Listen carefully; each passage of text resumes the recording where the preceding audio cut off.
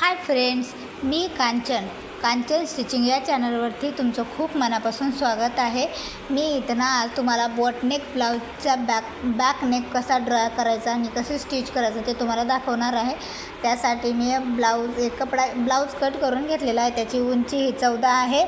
Shoulder आणि गळारुंदी दोन्ही मिळून 7 घेतलेला आहे। मुंडा 6 घेतलेला आहे। छातीचा चौथा भाग आणि कमरेचा चौथा भाग आणि 1.5 इंच मार्जिन घेतलेले आहे।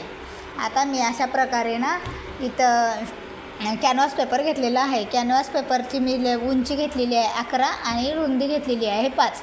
म्हणजे मी असा डबल फोल्ड करून त्याची रुंदी 5 घेतलेली आहे। बघा अशा प्रकारे आता आपल्याला या कॅनव्हास पेपरवरती आपल्याला गळ्याची ड्रॉईंग करायची आहे। आता मी इथं आपला गळ्याची रुंदी टाकणार आहे 4 इंच। 4 इंच गळ्याची रुंदी टाकल्यानंतर आता त्याची पूर्ण लांबी अशी ड्रॉ करून घ्यायची आहे। आणि आपल्याला आता बोटनेकमध्ये आपल्याला 2 गळे ड्रॉ करावे लागतात, एक वरचा गळा आणि एक खालचा गळा। मग आता वरच्या गळ्याची अशा प्रकारे बॉक्स करून घेतलेला आहे। लांबी आणि रुंदी दोन्ही मी 4 घेतलेले आहे आणि त्याचा असा राऊंड असा गळा करून घेतलेला आहे। आता नंतर आपल्याला खालच्या भागाची ड्रॉईंग करायची आहे आणि तिथं डिझाईन आपल्याला करायची आहे। अशा प्रकारे मी 6.5 इंचावरती मार्क करून घेतलेला आहे आणि असा दुसरा बॉक्स पण रेडी करून घेतलेला आहे। आता आपल्या या बॉक्सची उंची आहे 6.5, तर मग त्याचा हाफ करायचा आहे आपल्याला। अशा प्रकारे हाफ करून घ्यायचं आहे। मग बघा मी अशा प्रकारे हाफ करून घेतलेला आहे आणि त्याला असं क्रॉस हे लाईन ड्रॉ करून घेणार आहे। अशा प्रकारे आपला टेप ठेवायचा आणि क्रॉस लाईन ड्रॉ करून घ्यायची आहे। अशा प्रकारे पूर्ण क्रॉस लाईन झाल्यानंतर खाली असं सर्कल आकाराचा करायचा आहे। म्हणजे वॉटर ड्रॉपचा शेप जसा असतो ना तसाही येऊन जातो। याच्यामध्ये 2 गळे तुमचे कवर होऊन जातील। बघा अशा प्रकारे वॉटर ड्रॉपचा तुम्हाला जर डिझाईन करायचे असतील तर अशा प्रकारे वॉटर ड्रॉपचंही तुम्ही डिझाईन ड्रॉ करू शकता। आता मी काय करणार आहे, त्याच ठिकाणी मी असं थोडेसे सर्कल बनवणार आहे, म्हणजे थोडी अशी हटके आणि युनिक डिझाईन बनवून जाईल। बघा अशा प्रकारे पूर्ण सर्कल आणि असं काढून झालेले आहेत माझे। आता मी ना इथं कॅनव्हास पेपर कट करून घेणार आहे। आपण जसं मार्क केले ना त्याच प्रकारे कॅनव्हास पेपर कट करून घ्यायचा आहे। आता कॅनव्हास पेपर कट केल्यानंतर डायरेक्ट ह्याच्यावरती लावायचं नाही ब्लाऊज पीसवरती, कारण त्याला आपल्याला एक्स्ट्रा अस्तर लावावं लागतं। त्याआधी अस्तरवरती त्याची स्टिचिंग करून घ्यायची असते। नंतर मग आपल्याला ब्लाऊजच्या फॅब्रिकवरती किंवा अस्तरवरती ठेवून त्याला स्टिच करून असं पलटी टाकायचं असतं। तर मी तुम्हाला पुढं दाखवते चला।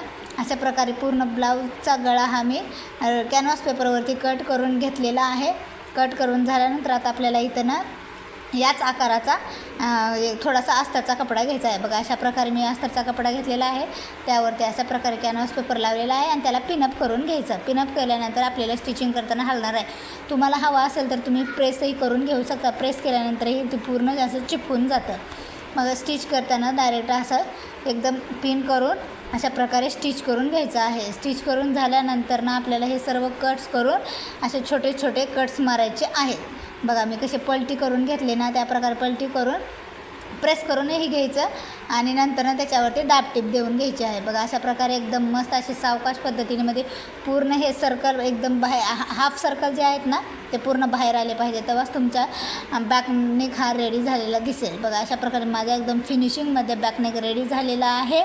आता मला इथं बघा वरचा पण राऊंड सर्कल मस्त आलेला आहे आणि खालचा पण छान आलेला आहे। आता मला इथं कमरपट्टी आणि पाठीमागं टक्स टाकायचे आहेत। बघा अशा प्रकारे माझा ब्लाऊज रेडी झालेला आहे। कसा वाटला कमेंट करून नक्की सांगा। आवडला असेल तर चॅनलला सबस्क्राईब करा आणि व्हिडिओला लाईक करत चला। असेच नवनवीन व्हिडिओ तुमच्यापर्यंत येत जातील। हा प्रिन्स कट आहे, पाठीमागून बोटनेक आहे आणि फ्रंटला डीप नेक आहे। अशा प्रकारे पूर्ण माझा ब्लाऊज रेडी झालेला आहे आणि स्लीव्ज हे पफ स्लीव्ज आहे। बघा एकदम मस्त असे स्लीव्ज पण आलेले आहे, त्याचे प्लेट्स वगैरे बघा किती सुंदर आलेले आहेत। घातल्यानंतर खूप सुंदर दिसून जातो हा ब्लाऊज। कसा वाटला कमेंट करून नक्की सांगा आणि चॅनलला सबस्क्राईब करा। चला बाय।